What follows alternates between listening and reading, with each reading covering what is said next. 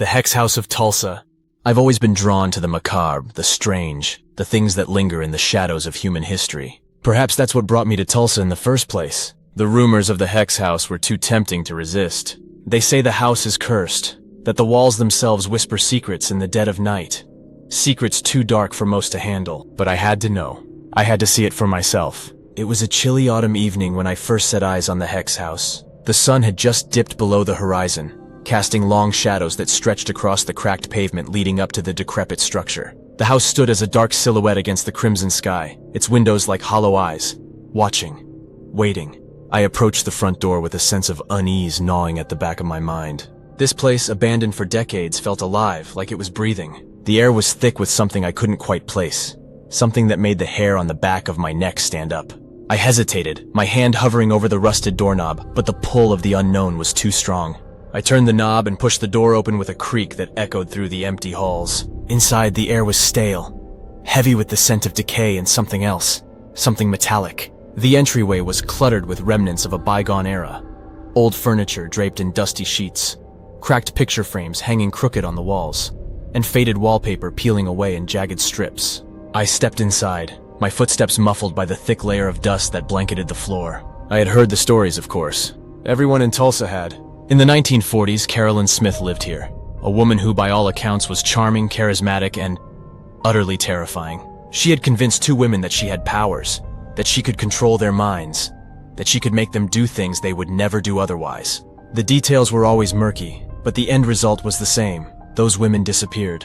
Some said they were imprisoned in the basement, subjected to unspeakable horrors. Others whispered that they were sacrificed in some twisted ritual, but no one knew for sure. The police had investigated, but the case went cold, and the house was eventually abandoned. I made my way through the first floor, every creak of the old wood under my feet sending a shiver down my spine. The deeper I ventured, the more oppressive the atmosphere became. The house seemed to close in around me, the shadows growing darker, more menacing. I found myself drawn to the basement door, its chipped paint revealing the dark wood beneath. It was slightly ajar, as if inviting me in. I hesitated, a knot forming in my stomach. This was it, the place where it all happened. The story said that even after all these years, the basement held onto the darkness, that the very air down there was tainted by the evil that had occurred. But I had come this far. I couldn't turn back now. I descended the narrow staircase, the temperature dropping with every step. The light from my flashlight flickered, casting erratic shadows on the walls. When I reached the bottom, I was greeted by a small damp room, the walls lined with crumbling brick and rusted metal pipes. The air was thick with the stench of mold and something else, something foul, like rotting flesh. My heart pounded in my chest as I scanned the room. There in the far corner, I saw it. A small wooden box partially buried under debris. It looked out of place, like it had been hidden away intentionally. I knelt down and brushed the dirt off the lid. As I reached for the latch, my flashlight flickered again, and in that brief moment of darkness, I heard it. A whisper, so faint I could barely make it out. Leave. The word sent a chill down my spine, but I was too deep into this to stop now. I opened the box, revealing its contents.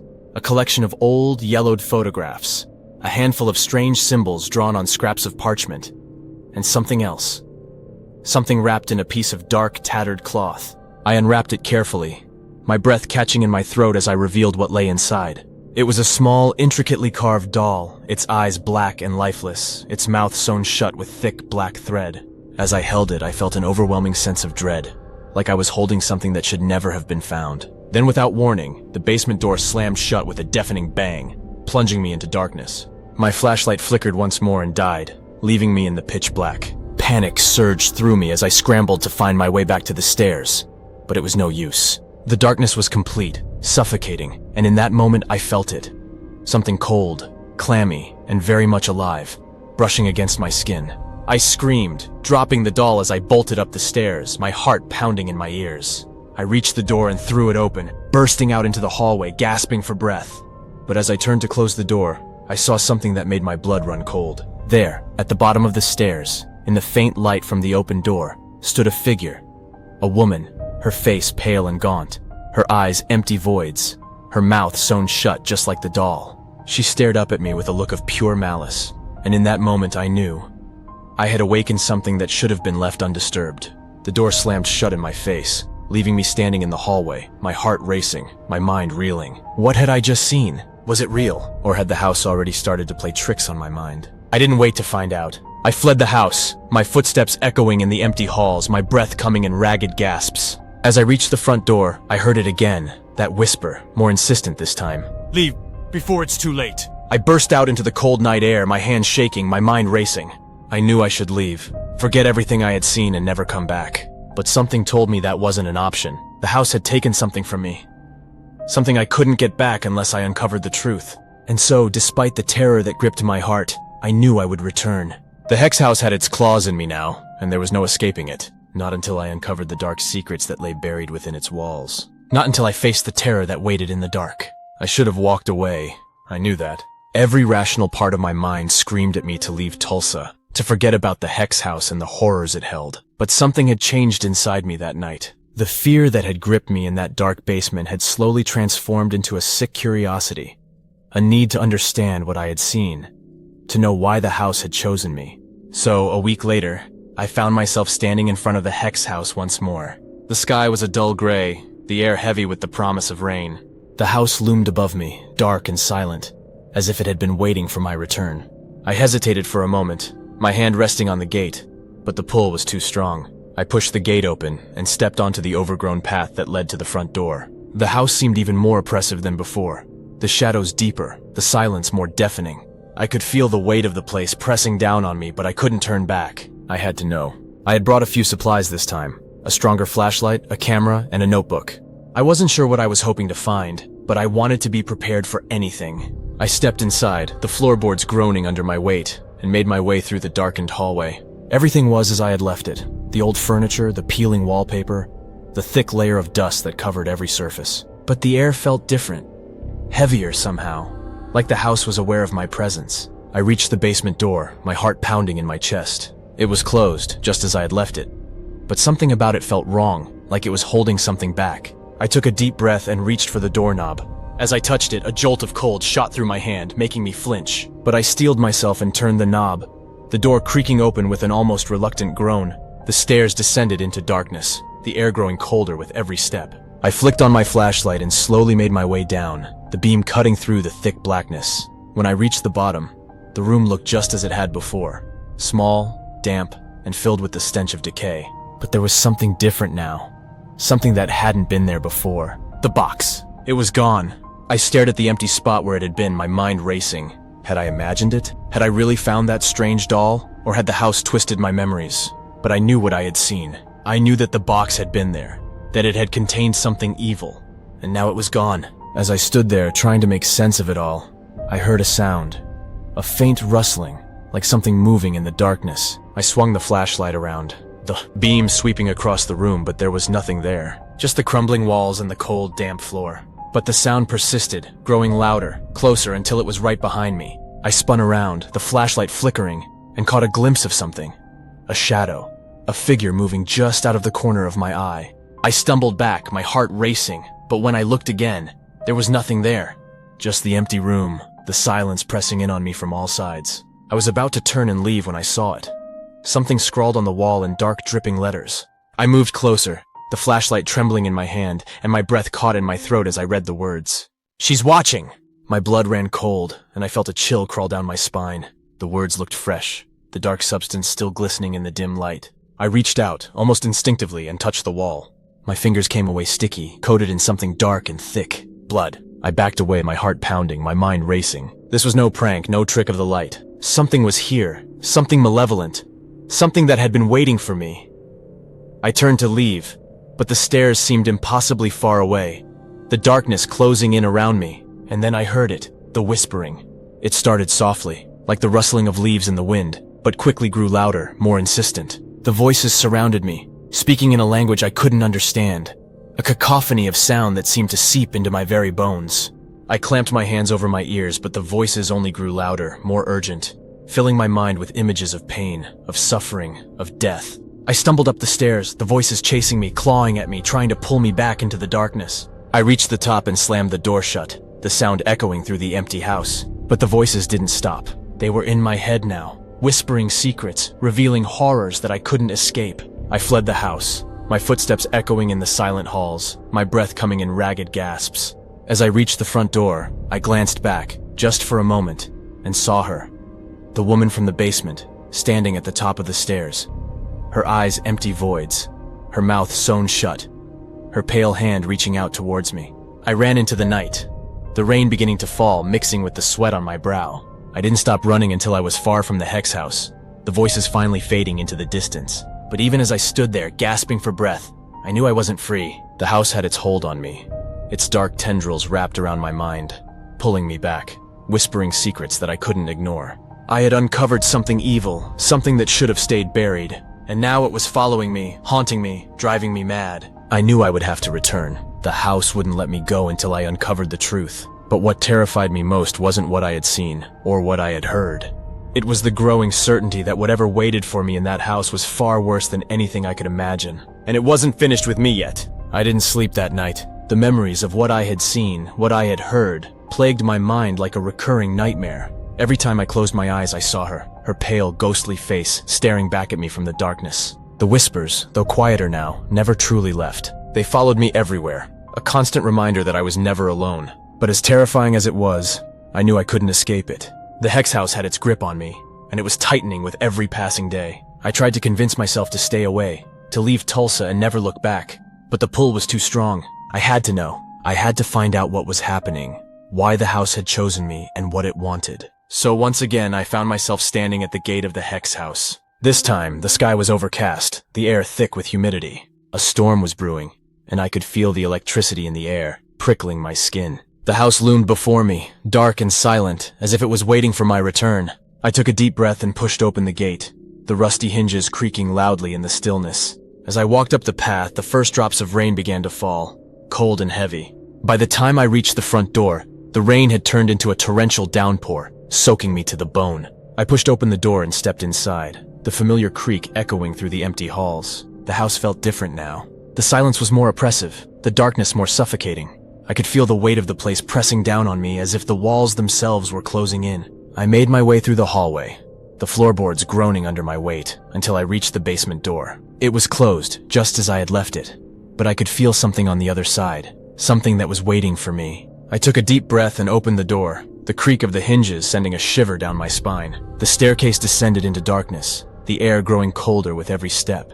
I flicked on my flashlight, the beam cutting through the blackness, and began my descent. When I reached the bottom, I was met with a sight that made my blood run cold. The small room that had been empty just the night before was now filled with strange symbols, scrawled across the walls in that same dark, dripping substance. The symbols were crude, almost childlike, but they radiated a malevolent energy that made my skin crawl. In the center of the room where the box had been, there was now something else. A large, ornate mirror, its surface covered in a thick layer of dust. The mirror looked out of place. Too elegant, too pristine for a place like this, but it was there. Its presence dominating the small space, drawing me towards it. I approached the mirror cautiously, my flashlight flickering as I neared it. I wiped away the dust, revealing the glass beneath. But what I saw wasn't my reflection. Instead, the mirror showed the room behind me, but it was different.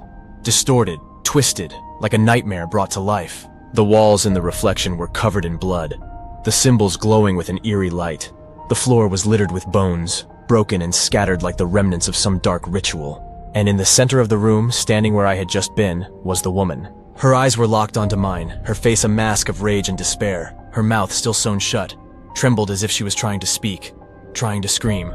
And then slowly she began to move, her pale hand reaching out towards me, her fingers clawing at the air. I stumbled back, my heart pounding in my chest, but the woman didn't stop.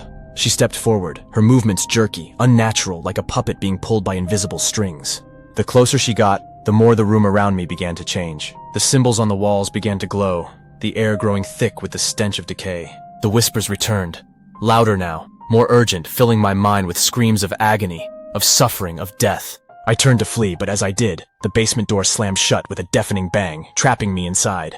I was alone, locked in with the ghost of a woman who had been dead for decades, her fury directed solely at me. The mirror's surface began to ripple, like water disturbed by a stone, and I watched in horror as the woman reached through it, her hand emerging from the glass, followed by her arm, her shoulder, until she was fully in the room with me. Her presence was overwhelming, the air around her crackling with energy, her eyes burning with an otherworldly fire. She lunged at me, her hands cold and clammy, wrapping around my throat. I gasped, my vision blurring as she tightened her grip, squeezing the life out of me. The whispers grew louder, deafening, until all I could hear was the sound of her voice, speaking in a language I didn't understand, but the meaning was clear. "Join us." The room spun, darkness closing in around me. But just as I was about to lose consciousness, the grip on my throat loosened. I fell to the ground, gasping for air, my vision clearing just in time to see the woman retreating back into the mirror, her eyes never leaving mine. She stepped through the glass, disappearing into the twisted reflection, and as she did, the mirror cracked, a web of fractures spreading across its surface. The basement door creaked open, and I scrambled to my feet, fleeing up the stairs without looking back. I burst out of the house, the cold night air hitting me like a shock, but I didn't stop. I ran to my car, my hands shaking as I fumbled with the keys and drove away as fast as I could. But as I sped down the dark, empty streets, I glanced in the rearview mirror and saw it. Her reflection, sitting in the back seat, her eyes locked onto mine, her mouth moving as if she was whispering something I couldn't hear. I slammed on the brakes, the car screeching to a halt. But when I turned around, the back seat was empty. My heart pounded in my chest, my breath coming in ragged gasps. Was I losing my mind? Or had I truly brought something back with me? The thought chilled me to the bone, but I knew one thing for certain, the Hex House wasn't finished with me. Not yet. Darkness swallowed me whole. My vision blurred, my senses dulled, and I felt myself slipping away, sinking deeper into the abyss that the Hex House had become. The woman's cold hands were like iron around my throat, her empty eyes boring into mine as if she was stripping away my very soul. But just as the last sliver of consciousness began to fade, something unexpected happened. The whispers, they changed. No longer a cacophony of madness, they began to coalesce, forming words, sentences, thoughts. They were no longer just noise. They were a message, a desperate plea that cut through the fog in my mind. Save us! The words echoed in my head, growing louder, more urgent until they were all I could hear. And with them came images, flashes of memories, of moments long buried in the shadows of the past. I saw the Hex House as it once was, a grand, elegant home filled with life and laughter. But then the images darkened, twisted into scenes of horror and despair. The basement, once a place of refuge, became a chamber of unspeakable acts. I saw Carol Ann Smith, her once kind face contorted into a mask of cruelty, as she performed dark rituals, trapping the souls of her victims within the walls of the house. And then I saw the woman, the one who had haunted me since I first set foot in this place. Her name was Margaret, a kind-hearted woman who had come to Carol Ann for help, seeking refuge from a life of hardship. But instead of solace, she found only pain. Carol Ann had twisted her mind, forcing her to do things she never would have done, breaking her spirit until there was nothing left but a hollow shell. And when Margaret finally tried to escape, Carol Ann had silenced her forever, sealing her mouth shut to keep her secrets hidden. The last image that flashed before my eyes was Margaret's final moments, her life fading as she cursed Carol Ann, vowing to return and exact her revenge. But instead of passing on, Margaret's soul was trapped, bound to the house by the very rituals that had destroyed her. I gasped for breath, the cold grip on my throat loosening just enough for me to take in a shuddering gulp of air. Margaret's face was inches from mine, her expression still one of rage and pain, but something had changed. Her eyes, those empty voids that had haunted my every step, now held a flicker of something else, something almost human. "Save us." The whisper came again, not from the voices, but from Margaret herself. Her mouth, though sewn shut, seemed to tremble with the effort, as if she was fighting against the darkness that held her. In that moment, I understood. Margaret wasn't the true evil here. She was a victim, just like the others, trapped by Carol Ann's dark magic. And the Hex House, with all its horrors, wasn't just a haunted house. It was a prison, holding the souls of the innocent, twisting them into something monstrous. I knew what I had to do. With trembling hands, I reached into my pocket and pulled out the small leather-bound book I had found in the hidden room. The pages were filled with strange symbols and incantations, but as I flipped through them, I found one that stood out. A ritual of release. A way to break the bonds that held the souls trapped within the house. But it came with a price. The one who performed the ritual would become the vessel, the bridge between the living and the dead, absorbing the pain, the suffering, and the darkness of those who had been trapped. I didn't have time to think, to weigh the consequences. Margaret's grip was weakening, but I knew it wouldn't last. The house itself seemed to sense what I was about to do, the walls closing in, the air growing thick with the scent of decay. I began to read the incantation aloud, my voice shaking but growing stronger with each word. As I spoke, the room around me began to change. The shadows seemed to retreat, the air growing lighter, more breathable. But with each word I spoke, I felt a weight settling over me, a cold, heavy presence that seemed to seep into my very bones. The whispers grew louder, more frantic, as if the souls trapped within the house were trying to resist. But I kept going, my voice rising above the noise. Margaret's grip on my throat loosened completely, and she stepped back, her eyes wide with a mixture of fear and hope. The other spirits, the ones that had been nothing more than shadows, began to emerge from the walls, their forms flickering like candle flames. They gathered around me, their eyes locked onto mine, and for the first time, I saw them not as monsters, but as people. People who had been broken, twisted, and tormented, but who still held on to a sliver of their humanity.